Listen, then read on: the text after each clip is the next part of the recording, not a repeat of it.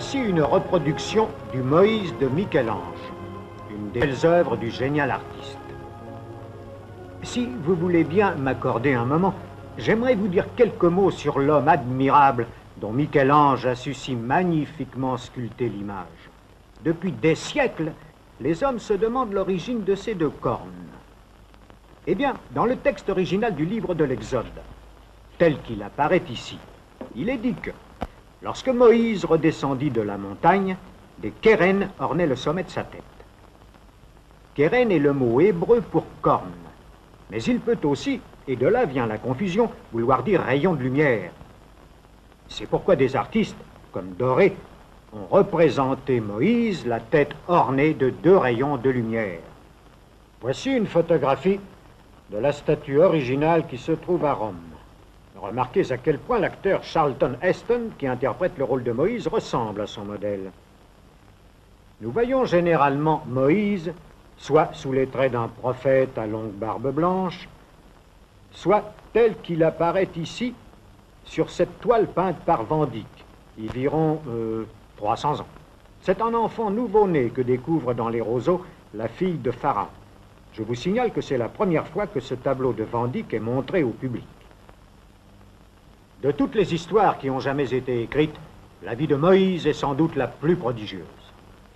Elle commence avec le premier chapitre de l'Exode, par l'édit impitoyable du pharaon Ramsès Ier, ordonnant de mettre à mort tous les premiers-nés mâles issus d'Israël. Pour sauver la vie de son enfant, sa mère Yochebed, dont le personnage est interprété par Martha Scott, dépose le bébé dans un panier et le confie aux eaux du Nil.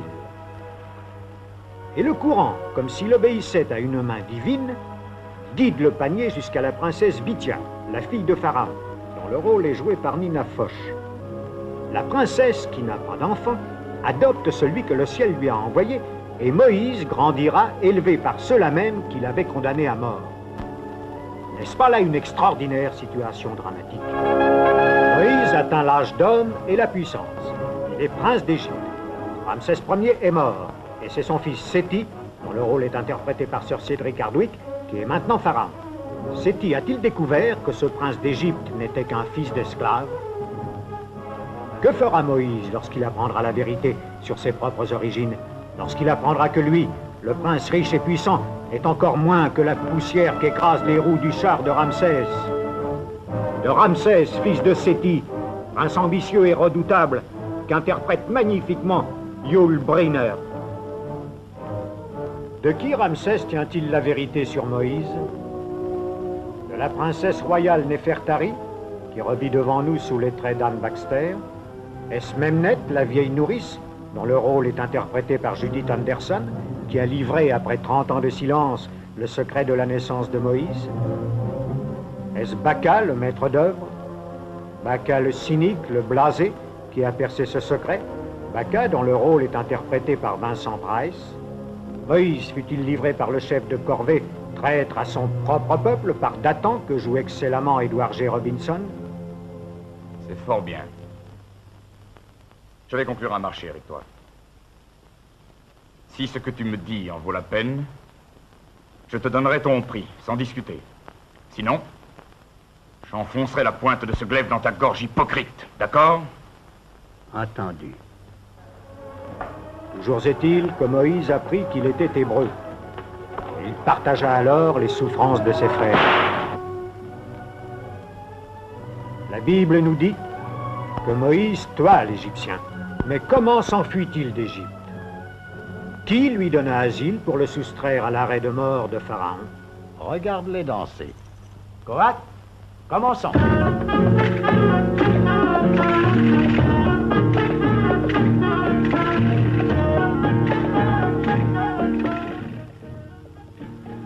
Laquelle des 7 filles de Jéthro épousa-t-il? De qui apprit-il le métier de berger? Est-ce de la fille aînée de Jéthro, de Séphora, dont le rôle est interprété par Yvonne de Carlo? Pourquoi Moïse, au péril de sa vie, retourna-t-il en Égypte, lorsque le jeune Ramsès fut devenu pharaon? Pourquoi Dieu commanda-t-il à Moïse de frapper de 10 plaies tout le pays d'Égypte? Si un nouveau fléau vient s'abattre sur ton royaume, ce sera pour te punir que notre Dieu l'aura envoyé. Et une telle plainte s'élèvera alors de l'Égypte tout entière. Tu seras obligé de laisser partir mes frères. Ne reparais plus devant moi, Moïse. Car le jour que tu reverrais mon visage serait pour toi le dernier. Pourquoi le fils de Néfertari fut-il la première victime?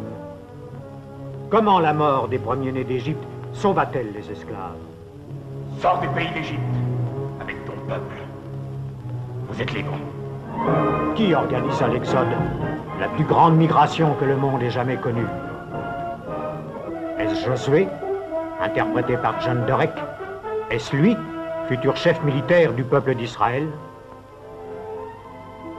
La Bible dit très peu de choses sur la jeunesse de Josué, sur ses espoirs, sur ses amours, ou sur le rôle que joua dans sa vie la jeune esclave Lilia, interprétée par Debra Paget. Comment Dieu endurcit-il le cœur de Pharaon, au point que ce dernier en vienne à lancer ses 600 chars de guerre sur les traces de Moïse et des enfants d'Israël? Comment les Hébreux furent-ils sauvés, pris entre les chars de Pharaon et les flots de la mer Rouge? L'Égypte manquait-elle de sépulcres que tu nous as emmenés pour mourir au désert?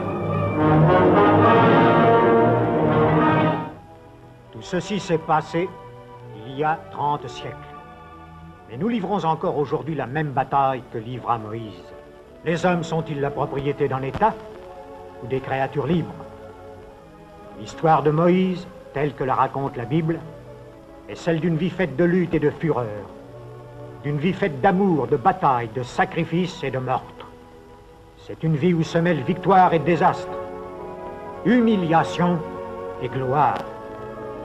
Moïse est l'un des plus grands hommes que la terre ait jamais porté.